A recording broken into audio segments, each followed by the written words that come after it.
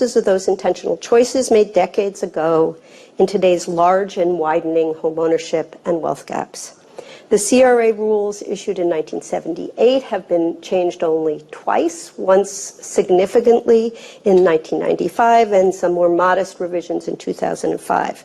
But the world today is so different than when those rules were written. More broadly, CRA is about banks meeting the needs of communities, but there too, there has been great change.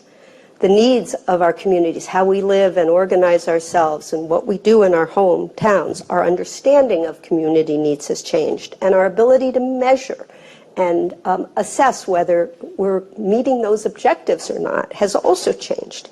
And the very community development ecosystem in which CRA positions the banks amidst, that ecosystem has changed as well.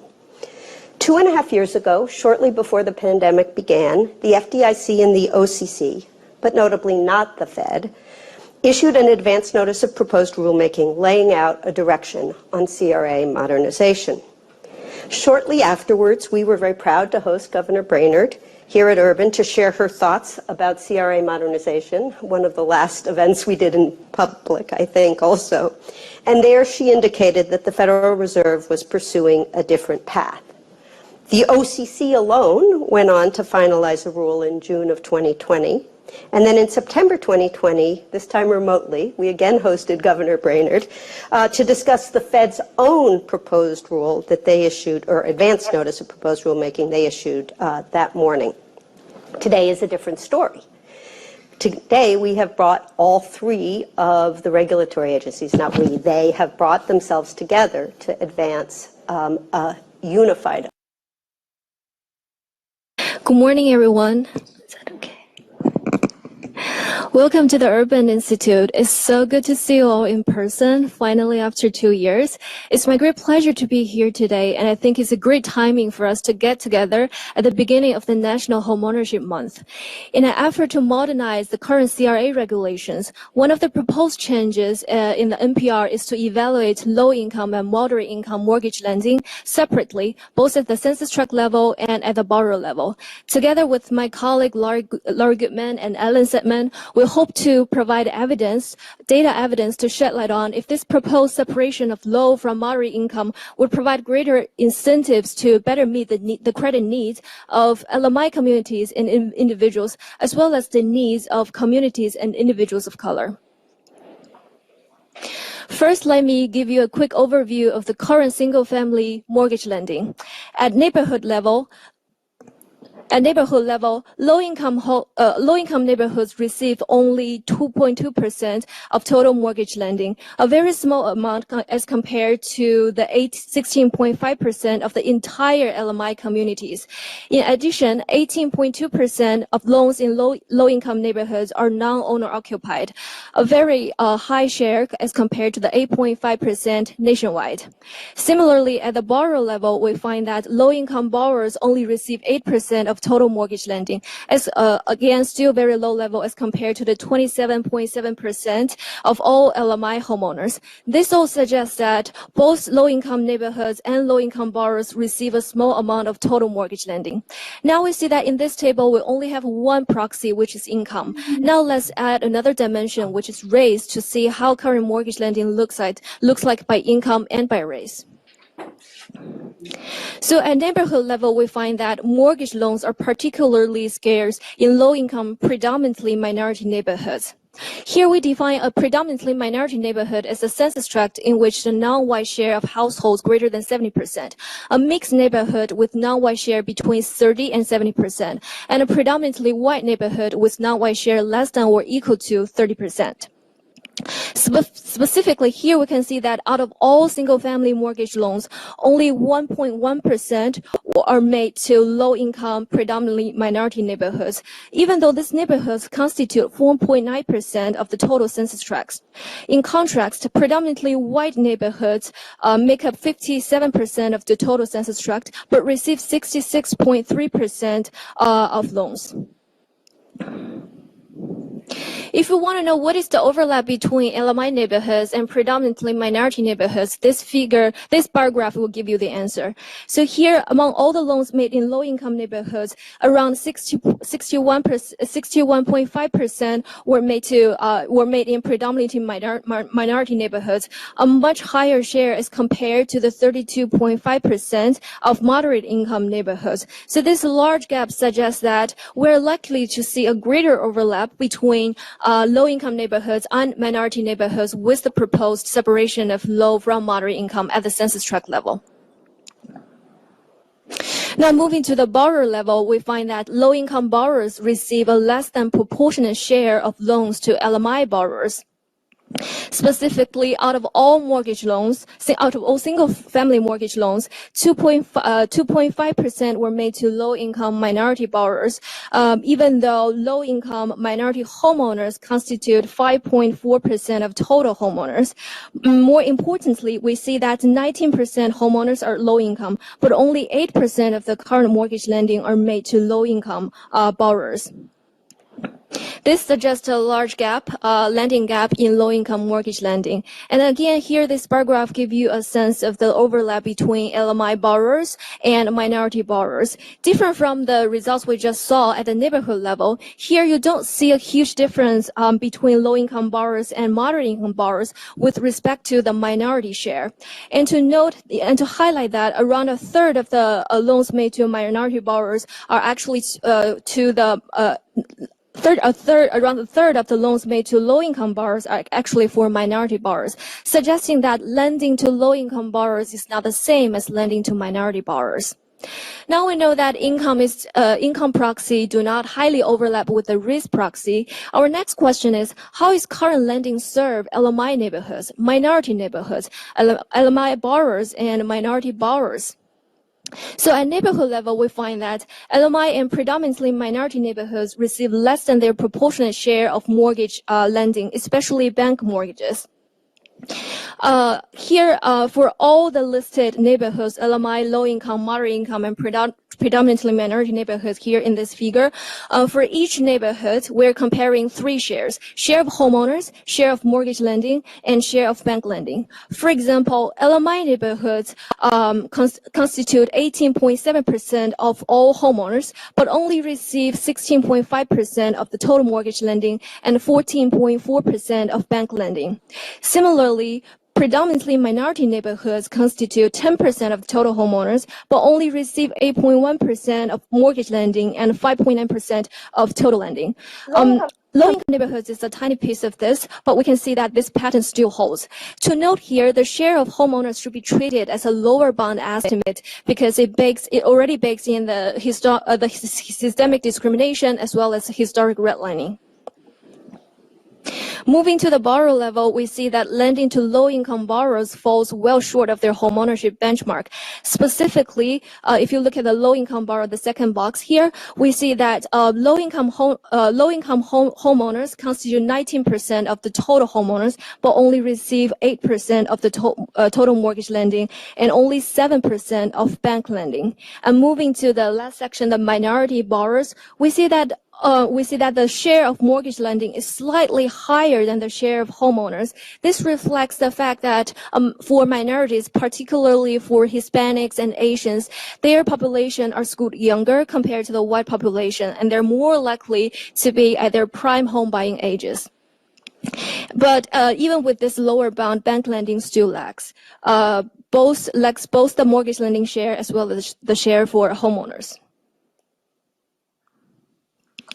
Now lastly, we take a deeper dive into the minority. We find if we break down the minority group by their race and ethnicity, we see that Black borrowers are particularly underrepresented compared to current homeownership, especially in bank lending. So specifically, bank consists of 32.6% of all homeowners in low-income neighborhoods, but only receive 17.9% of total mortgage lending and 17.4% of bank mortgage lending. For Hispanic and Asian borrowers, as I just mentioned, because their population are skewed younger and they're reaching their prime home buying ages, the current share of homeowners probably should be a lower bond estimate of the actual number of potential credit-worthy borrowers. But even with this lower bond estimate, we see that for Hispanic borrowers, bank lending still lags. Now to quickly conclude here, with this proposed separation of low from moderate income at both census tract level and borrower level, this would enable regulators, bankers, as well as communities to more effectively focus on these particularly large gaps with respect to lending in low-income neighborhoods, lending in low-income, predominantly minority neighborhoods, as well as lending to Black borrowers. So with that, I'm going to turn it over to Brett to talk about small business. Thank you all.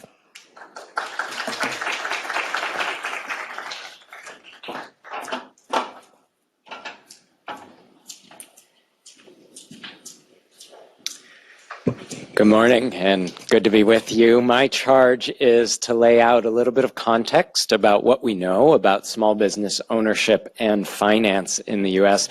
And I would just like to start into people from these data. So a meaningful indicator of where investment is going at a neighborhood level relates to economic standing or income. So here, for example, is a look at poverty of neighborhoods and how much investment is flowing into the small business space. And again, this is scaled per small business employee. So we're taking that out already from the equation. And then also by race. So we don't see a strong relationship between percent Asian and small business capital flows, again scaled. We do for Black and also for Latina, where the higher the share of a neighborhood's population of one or of those racial ethnic groups, the lower we see small business lending activity. And we see the reverse of a very linear and a steeply positive relationship of small business lending going into neighborhoods with higher white compositions. So that's where I'll leave it, and just encouragement that as we're thinking about regulations, as we're thinking about rules, we really do need fundamentally to be able to measure not just investment into place, but investment into people. And some of the fair lending tests that we have on homeownership, we actually need to know and understand in a small business ownership way. We need insights into actual owners, because simply being a business located in a certain neighborhood doesn't mean the owner has or reflects the racial composition of that neighborhood. So I'll leave it there. Thanks. Topic a bit. You know, the CRA has been around since 1977. It has been, as we heard from the last panel, income driven, yet was supposed to have a racial equity effect. We haven't seen a lot of movement on things like the racial home ownership gap, the racial wealth gap. If anything, maybe it's even going in the wrong direction. So in terms of what we heard from the last panel and what you've read, how has race been addressed? What do you think they've done well? Maybe what have they missed? Or if you have any thoughts about what could be improved, we'd love to hear that. Sure. So I do think that the rule could have been stronger on these issues.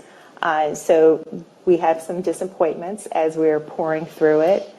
The rule still really emphasizes low and moderate income issues. And I think we all have seen very clearly that focusing on low and moderate income issues is not going to advance racial equity. It's not going to close the racial wealth gap or the racial homeownership gap.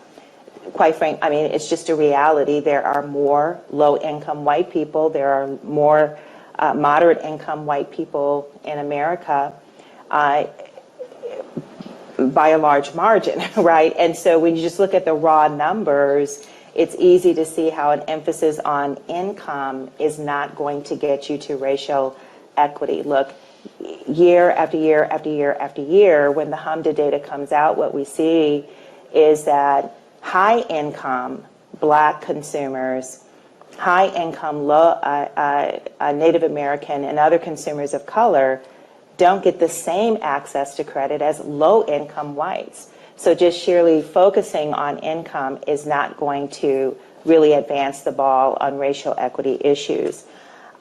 We thought that this rulemaking would be an opportunity to really mold the CRA tool into being an effective tool for advancing on racial equity. And so right now, if the rule stays the way that it is, we think it's a missed opportunity. When it comes to the consideration of special purpose credit programs, I mean, if any of you have been following the work of the National Fair Housing Alliance, you know we've been really promoting special purpose credit programs as a racial equity tool, but in this proposed rule, you see that the consideration of special purpose credit programs is really through the lens of reaching and broadening access to low income and moderate income consumers. Well, you don't need ECOA for that. You don't need Reg B to expand access to low-income people. What you need Reg B and ECOA and the special purpose credit programs for is to specifically kind of hone in and focus your lending to African American, Black, Latino, Asian American, Native consumers, and the rule doesn't seem to focus on that. And then I guess the final thing that I'll say, Yannicka, is that, again, the CRA requires lenders to serve their entire delineated communities, including low and moderate income areas. There's nothing in that doesn't say that you can't include a focus on underserved communities of color, because underserved communities of color are a part of the entire community. And so we thought that the CRA could use, we thought that the regulators could use that angle to be more declarative and to be more deliberate about trying to compel lenders to better serve communities of color, and we're just not seeing it in this proposed rule. Yeah. Thank you, Lisa. On to what Buzz just said, because this is a really important point. You know, as community organizations and people sort of working on the ground in communities think about how to put together programs and develop programs and initiatives that are going to revitalize their communities. As you guys know, you start from the bottom up, right? In community development, that's what we do. We reach out to the community stakeholders and we say, what do you need? What is going to change your life and turn your world around? And when they tell you what matters and what will be impactful for them, you put your proposal together, you take it to the bank, and guess what?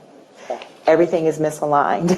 The bank tells you very quickly, well, the metrics that the regulators are looking at and measuring us by, we don't think that they align directly with what you're bringing to us and what you're telling us is important as outcomes for the communities that you're serving.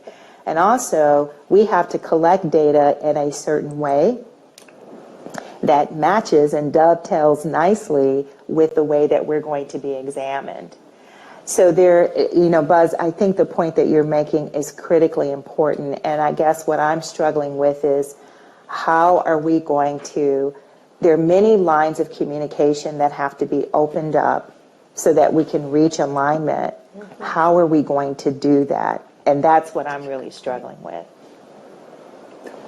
We have seen in many of these communities an influx and a kind of a gentrification, higher income workers moving into urban centers, and some have raised concerns that maybe CRA is encouraging this in some way. So do you share that concern? Marla already brought it up, so I think that's probably on the table. And what do you think the NPR has right or could do better around that? Anybody can answer that. Yeah, you know, that always has been an issue. So it's not new, you know, in the context of this particular rulemaking. And that is because banks previously have gotten CRA credit for developments that ended up not just gentrifying neighborhoods, but displacing residents that already lived in those communities, and in particular, displacing low-income residents. Now imagine that, right? You get CRA credit for displacing low-income people from an area, and that seemed to be antithetical to the purposes of CRA. So I confess I haven't looked in detail at this proposed rule, so I really don't know if there are measures embedded in this proposed rule that will mitigate against that dynamic, right? There needs to be, and if not, we definitely will be commenting on that. But it's a very, very important question because, look, we're in Washington, D.C., right? We are in this is the epitome of gentrification and displacement. Not to put too fine a point on it, but at one time this city was known as Chocolate City. It no longer is because of gentrification and displacement, and I guarantee you that the lenders who invested in all of these developments that we're seeing in around DC, in and around DC, that resulted in massive displacement of low and moderate income people, those lenders got CRA credit for that, right? Because those areas where they were investing were at one time low income. They no longer are. So this is a huge issue that we have to make sure we're mitigating against in this new proposal. I think you've heard all three of us say that we had high hopes and expectations that this proposal would be very equity focused. And anything that we can do to strengthen that equity provision, those equity provisions, I think we all are going to do. Yes. The deadline for giving your comments, and I hope that you take some notes down, is August 5th, 2022. As you can see, there are several ways that you can voice your concerns, either by way of email. You can go to the website, you can fax them, or you can mail them. Whatever you do, please share this, because these changes, and if they're done correctly, could actually begin the beginning of the reduction of gentrification. Thank you.